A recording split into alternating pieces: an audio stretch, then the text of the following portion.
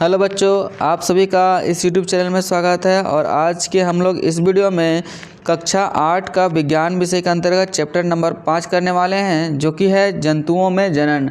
आज हम लोग इसके कुछ ऑब्जेक्टिव क्वेश्चन करेंगे। और जो भी बच्चे इस वीडियो को पहली बार देख रहे हैं, सबसे पहले वीडियो को लाइक कर ले, साथ ही चैनल को सब्सक्राइब कर ले और बेल आइकन को प्रेस करना ना भूले, ताकि हमारे द्वारा कोई वीडियो जो अपलोड किया जाएगा उसका नोटिफिकेशन सबसे पहले आप लोगों तक पहुंचेगा। ठीक है, और अच्छा लगेगा वीडियो तो अपने दोस्तों के साथ शेयर भी करें। तो चलिए हम लोग देरी ना करते हुए वीडियो को स्टार्ट करेंगे। और ये पूरी तरह से वर्मा का ऑब्जेक्टिव होने वाला है। और आपको पता ही होगा कि जो हमारा बोर्ड 8 बोर्ड में जो एग्ज़ाम होगा वो आपका सारा क्वेश्चन इसी से रहने वाला है। तो आप वीडियो को अंत तक देखें, ठीक है, और इस वीडियो का लाभ लें। तो चलिए बच्चों, इसका जो पहला जो चैप्टर का नाम है वो जंतुओं में जनन, 5वां चैप्टर है साइंस सब्जेक्ट का। तो पहला क्वेश्चन है बच्चों, आंतरिक निषेचन कहाँ होता है? ऑप्शन नंबर है मादा के शरीर में, बी में मादा के शरीर के बाहर, सी में नर के शरीर में और डी में नर के शरीर के बाहर। तो बच्चों इसका जो सही आंसर हो जाएगा ऑप्शन नंबर ए सही आंसर हो जाएगा, मादा के शरीर में होता है। ठीक है, नेक्स्ट हमारा 1 नंबर के बाद 2 नंबर क्वेश्चन है बच्चों। चलिए हम लोग 2 नंबर क्वेश्चन की ओर चलते हैं और इसका आंसर भी यहाँ पे आपको बताया जाएगा। ठीक है, क्वेश्चन नंबर यहाँ पे 2 नंबर है कि हाइड्रा में जनन की विधि है। तो हाइड्रा में जनन की विधि कैसी होती है? तो या फिर नेक्स्ट क्वेश्चन है यहाँ पे उसी में अथवा करके कि हाइड्रा का अलैंगिक जनन क्या कहलाता है? तो हाइड्रा का अलैंगिक जनन क्या कहलाता है? ऑप्शन नंबर ए बहुविभाजन, सी बी में मुकुलन और सी में खंडन और डी में द्विविभाजन। तो बच्चों इसका सही आंसर हो जाएगा ऑप्शन नंबर बी सही आंसर हो जाएगा बच्चों, मुकुलन। ठीक है, हाइड्रा आपको पता चला होगा कि ऐसे इस टाइप का होता है बच्चों। ठीक है, और इसमें बहुत सारा झाड़ी नुमा निकला रहता है, उसको क्या बोलते हैं? हाइड्रा। और हाइड्रा में जो विभाजन होता है उसको क्या बोलते हैं? मुकुलन होता है ना। नेक्स्ट हमारा क्वेश्चन है 3 नंबर क्वेश्चन है बच्चों कि मादा युग्मनज तथा नर युग्मनज के संयोजन की विधि कहलाती है, क्या कहलाती है? या फिर नेक्स्ट क्वेश्चन है कि अंडाणु तथा शुक्राणु के संलयन को क्या कहते हैं? ऑप्शन नंबर ए युग्मनज, बी में निषेचन, सी में परागकण और डी में इनमें से कोई नहीं। तो बच्चों इसका सही आंसर हो जाएगा ऑप्शन नंबर बी सही आंसर हो जाएगा बच्चों, निषेचन कहते हैं। ठीक है, नेक्स्ट हमारा क्वेश्चन है 4 नंबर क्वेश्चन है बच्चों कि शुक्राणु तथा अंडाणु का निषेचन होता है, कहाँ होता है? शुक्राणु तथा अंडाणु का निषेचन गर्भाशय में, बी में योनि में, सी में अंडवाहिनी में और डी में अंडाशय में। ठीक है, तो बच्चों इसका जो सही आंसर हो जाएगा ऑप्शन नंबर इसका सी सही आंसर हो जाएगा बच्चों, अंडवाहिनी में। कहाँ होता है? अंडवाहिनी में। ठीक है,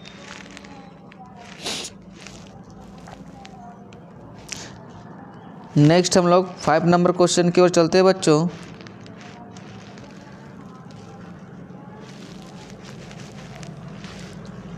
5 नंबर हमारा क्वेश्चन है कि एक युग्मनज में पाए जाने वाले केंद्रकों की संख्या होती है। ऑप्शन नंबर ए 1, बी में 2, सी में 3 और डी में 4। तो बच्चों इसका सही आंसर हो जाएगा ऑप्शन नंबर 1, है ना। ए सही आंसर हो जाएगा 1, क्योंकि युग्मनज में कितने केंद्रकों की संख्या होती है? तो 1। नेक्स्ट हमारा 6 नंबर क्वेश्चन है बच्चों। 6 नंबर हमारा क्वेश्चन है कि एक टेडपोल जिस प्रक्रम द्वारा वयस्क मेढक के रूप में विकसित होता है उसे क्या कहा जाता है? अब अथवा दूसरा क्वेश्चन है इसमें कि एक टेडपोल जिस प्रक्रम द्वारा वयस्क होता है वह है। ऑप्शन नंबर ए निषेचन, बी में कायांतरण, सी में रोपण और डी में मुकुलन। तो बच्चों इसका सही आंसर हो जाएगा ऑप्शन नंबर बी सही आंसर हो जाएगा बच्चों, कायांतरण। ठीक है, नेक्स्ट हमारा 7 नंबर क्वेश्चन है। 7 नंबर क्वेश्चन है कि द्विखंडन द्वारा जनन निम्न में होता है, किस में होता है द्विखंडन? ऑप्शन नंबर ए में है हाइड्रा, बी में पैरामेसियम, सी में अमीबा और डी में है बैक्टीरिया। तो बच्चों इसका सही आंसर हो जाएगा ऑप्शन नंबर सी सही आंसर हो जाएगा बच्चों, अमीबा। अमीबा में द्विखंडन के द्वारा जनन होती है। ठीक है, नेक्स्ट हमारा 8 नंबर क्वेश्चन है बच्चों। 8 नंबर क्वेश्चन है कि सजीवों की पीढ़ी दर पीढ़ी निरंतरता के लिए निम्न में से कौन सा प्रक्रम आवश्यक है? ऑप्शन नंबर ए पाचन, बी में श्वसन और सी में जनन और डी में परिसंचरण। आप लोगों को पता होगा बच्चों, अगर किसी भी प्रजाति या जाति का वंशज अगर बचाए रखना है तो उसका जनन करना बहुत ही ज़्यादा ज़रूरी है।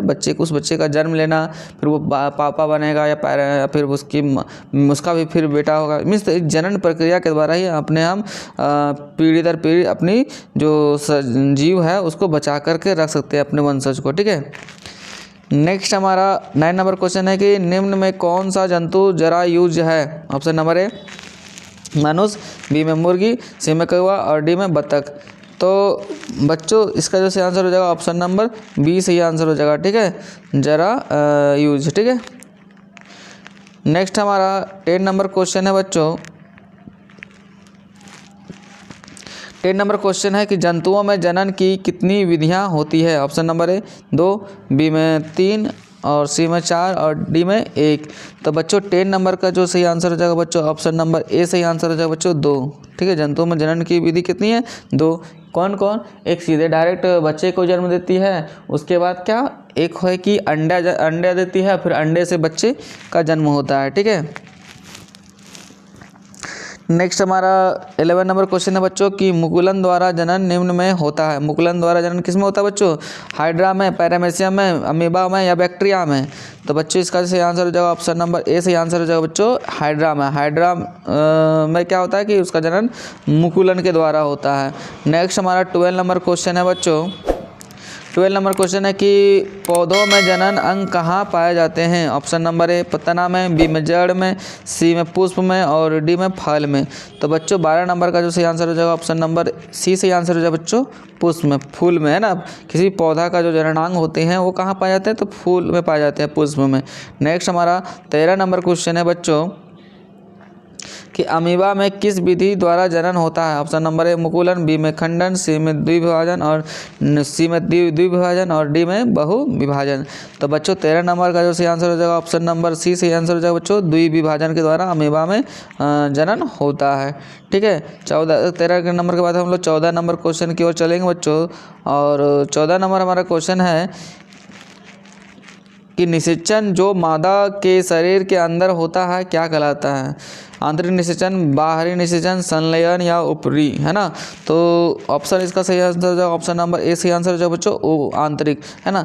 किसी भी मादा के जो शरीर के अंदर कोई निषेचन होता है तो आंतरिक निषेचन, अगर बाहर में कोई निषेचन होता है उसको बाह्य निषेचन कहते हैं। ठीक है, नेक्स्ट हम लोग क्वेश्चन 13 के बाद हम लोग 14 नंबर क्वेश्चन की ओर चलते हैं बच्चों। अगर वीडियो अच्छा लग रहा हो तो अपने दोस्तों के साथ शेयर करें और वीडियो को लाइक भी कर ले और चैनल को सब्सक्राइब कर ले ताकि इसी तरह का आपको वीडियो मिल सके। ठीक है, और आपके बोर्ड एग्जाम में लाभ हो सके। नेक्स्ट 15 नंबर क्वेश्चन है बच्चों बाह्य निषेचन होता है। बाह्य निषेचन कैसे होता है, मादा के शरीर में, बी में मादा के शरीर के बाहर, सी में नर के शरीर में, डी में नर के शरीर के बाहर। तो बच्चों इसका जैसे आंसर हो जाएगा ऑप्शन नंबर बी सही आंसर हो जाएगा बच्चों मादा के शरीर के बाहर। तो बाह्य निषेचन मादा के शरीर के बाहर ही होगा और अंदर जो निषेचन होता है उसे आंतरिक निषेचन कहते हैं। 16 नंबर क्वेश्चन है बच्चों जिसमें बाह्य निषेचन होता है उसको क्या कहते हैं। तो उसमें ऑप्शन दिया हुआ देखिए, कुत्ता में, बिल्ली में, मेढक में, मनुष्य में। तो आपको बताना है किसमें बाह्य निषेचन होता है। तो ऑप्शन नंबर सी से आंसर हो जाएगा बच्चों इसका मेढक में। मेढक में क्या होता है, बाह्य निषेचन होती है। ठीक है, नेक्स्ट हमारा 17 नंबर क्वेश्चन है बच्चों। 17 नंबर क्वेश्चन है कि किसमें आंतरिक निषेचन होता है ना। आपको बताना है कि किसमें आंतरिक निषेचन होता है। ऑप्शन नंबर ए मनुष्य, बी में मेढक, सी में मछली और डी में स्टार फिश। तो बच्चों बताइए कि इसमें किसमें आंतरिक निषेचन होता है। तो ऑप्शन नंबर ए में सही आंसर हो जाएगा बच्चों मनुष्य। मनुष्य में आंतरिक निषेचन होती है। ठीक है, नेक्स्ट हमारा 18 नंबर क्वेश्चन की ओर चलते हैं बच्चों। 18 नंबर क्वेश्चन है हमारा कि नर और मादा युग्मक मिलकर क्या बनाते हैं। तो ऑप्शन नंबर है युग्मनज, बी में जरायुज और सी में मुकुलन और डी में शुक्राणु। तो बच्चों आपको पता होगा कि जब नर और मादा का युग्मक आपस में मिलकर क्या बनाते हैं तो युग्मनज बनाते हैं, इसलिए 18 का जो सही आंसर हो जाएगा ऑप्शन नंबर ए सही आंसर हो जाएगा। ठीक है, नेक्स्ट हमारा क्वेश्चन है 19 नंबर क्वेश्चन है बच्चों कि किसी जीव का द्वारा अपने जैसी संतान उत्पन्न करने की प्रक्रिया को कहते हैं, है ना। क्या कहते हैं, जनन कहते हैं, निषेचन कहते हैं, कायांतरण कहते हैं, युग्मनज कहते हैं। तो बच्चों इसका सही आंसर हो जाएगा ऑप्शन नंबर ए सही आंसर हो जाएगा जनन कहते हैं। ठीक है, अपने जैसे बच्चे को जन्म देना जनन कहलाता है। ठीक है, नेक्स्ट 20 नंबर क्वेश्चन है बच्चों कि जो जंतु अपने जैसे शिशु को जन्म देते हैं उन्हें क्या कहते हैं। ऑप्शन नंबर ए जरायुज, बी में अंडपरजक, सी में युग्मनज और डी में क्लोन। तो बच्चों इसका जो सही आंसर हो जाएगा ऑप्शन नंबर ए सही आंसर हो जाएगा बच्चों, जरा यूज करते हैं। ठीक है, नेक्स्ट हमारा 21 नंबर क्वेश्चन है बच्चों, वे जंतु जो सीधे शिशु को जन्म ना दे करके अंडे देते हैं उन्हें क्या कहते हैं? ऑप्शन नंबर ए जरायुज, बी में अंडपरजक, सी में युग्मनज और डी में क्लोन। तो बच्चों इसका सही आंसर हो जाएगा ऑप्शन नंबर बी सही आंसर हो जाएगा बच्चा, है ना, अंडपरजक कहते हैं। जो बच्चे को जन्म देते हैं उसको जरायुज कहते हैं। ठीक है, नेक्स्ट हमारा 22 नंबर क्वेश्चन है कि नर तथा मादा का संलयन क्या कहलाता है? ऑप्शन नंबर इसमें है लैंगिक, और बी में अलैंगिक, और सी में जनन, और डी में इनमें से कोई भी नहीं। तो बच्चों इसका सही आंसर हो जाएगा ऑप्शन नंबर डी सही आंसर हो जाएगा, इनमें से कोई नहीं, क्योंकि नर तथा मादा का संलयन क्या कहलाता है? निषेचन कहलाता है। क्या बच्चों? निषेचन कहलाता है, निषेचन, है ना, निषेचन कहलाता है, फर्टिलाइजेशन इसको बोलते हैं। नेक्स्ट हमारा 23 नंबर क्वेश्चन है बच्चों,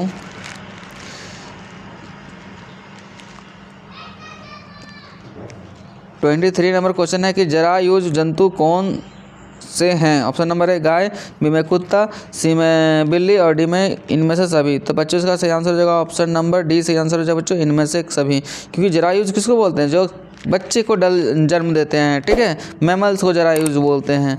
तो इसमें गाय भी सीधे डायरेक्ट बच्चे को जन्म देता है, कुत्ता भी बच्चे को डायरेक्ट जन्म देता है सीधे, और बिल्ली भी डायरेक्ट बच्चे को जन्म देती है, इसलिए ये तीनों के तीनों जरायुज हो जाएंगे, है ना। नेक्स्ट हमारा 24 नंबर क्वेश्चन है बच्चों, 24 नंबर क्वेश्चन है कि अंडपरजक जंतु कौन से हैं? कौन से ऐसे जंतु हैं जो अंडा देते हैं? ऑप्शन नंबर ए मेढक, बी में छिपकली, और सी में मुर्गी, और डी में सभी। तो बच्चों इसका सही आंसर हो जाएगा ऑप्शन नंबर डी सही आंसर हो जाएगा, सभी। सभी के सभी जो जंतु हैं वो अंडे देने वाले हैं ना।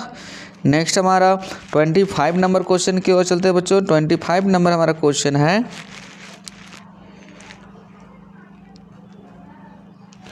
25 नंबर क्वेश्चन है कि विश्व में सर्वप्रथम एक भेड़ का क्लोन विकसित किया गया था। ठीक है, जिसका नाम क्या था? ये इंपॉर्टेंट है बच्चों, है ना।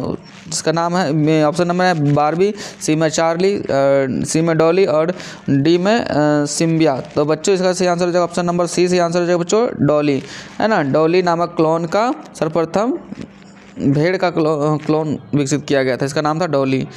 नेक्स्ट हमारा 26 नंबर क्वेश्चन है बच्चों कि शुक्राणु कैसे होते हैं? ऑप्शन नंबर ए सूक्ष्म, बी में छोटे, और सी में बहुत सूक्ष्म, और डी में छिन्न। तो बच्चों इसका सही आंसर हो जाएगा ऑप्शन नंबर सी सही आंसर हो जाएगा बच्चों, बहुत सूक्ष्म होते हैं। ठीक है, नेक्स्ट हमारा 26 नंबर के बाद हम लोग 27 नंबर क्वेश्चन की और चलते हैं बच्चों। 27 नंबर क्वेश्चन है हमारा, 27 नंबर क्वेश्चन है कि मुर्गी के बच्चे को क्या कहते हैं? ऑप्शन नंबर ए पिल्ला, बी में चूजा, सी में कुकुट, और डी में बिलौटा। तो बच्चों इसका जो सही आंसर हो जाएगा ऑप्शन नंबर बी सही आंसर हो जाएगा बच्चों, चूजा कहते हैं मुर्गी के बच्चे को। ठीक है, आपको पता भी होगा। 28 नंबर क्वेश्चन है कि मुर्गी अंडे के ऊपर क्यों बैठती है? आपको बताइए कि जो मुर्गी होती है अंडे के ऊपर क्यों बैठती है? ऑप्शन नंबर ए उष्मायान के लिए, बी में द्विखंडन के लिए, सी में आराम करने के लिए, और डी में मुकुलन के लिए। तो बच्चों इसका जो सही आंसर हो जाएगा ऑप्शन नंबर ए सही आंसर हो जाएगा बच्चों, उष्मायान के लिए, मतलब उष्मा देने के लिए उसमें बैठती है, और गर्म करके बच्चे अंडे में बच्चे का जन्म देती है। ठीक है, नेक्स्ट हमारा 29 नंबर क्वेश्चन है बच्चों, और 29 नंबर क्वेश्चन है कि किसके अंडे कवच से ढके नहीं होते हैं? ऑप्शन नंबर आपका ए नंबर में मुर्गी, बी में एक मेढक, सी में गाय, और डी में कुत्ता। तो बच्चों इसका जो सही आंसर हो जाएगा ऑप्शन नंबर सी सही आंसर हो जाएगा बच्चों, गाय। गाय के जो बच्चे होते हैं वो कवच से ढके नहीं होते हैं। ठीक है, तो आज के लिए इतना ही, फिर मिलेंगे किसी नए वीडियो के साथ। अगर वीडियो अच्छा लगे और इसी तरह का वीडियो पाना चाहते हैं तो प्लीज़ चैनल को सब्सक्राइब कर ले और अपने दोस्तों के साथ शेयर भी करें। ठीक है, धन्यवाद।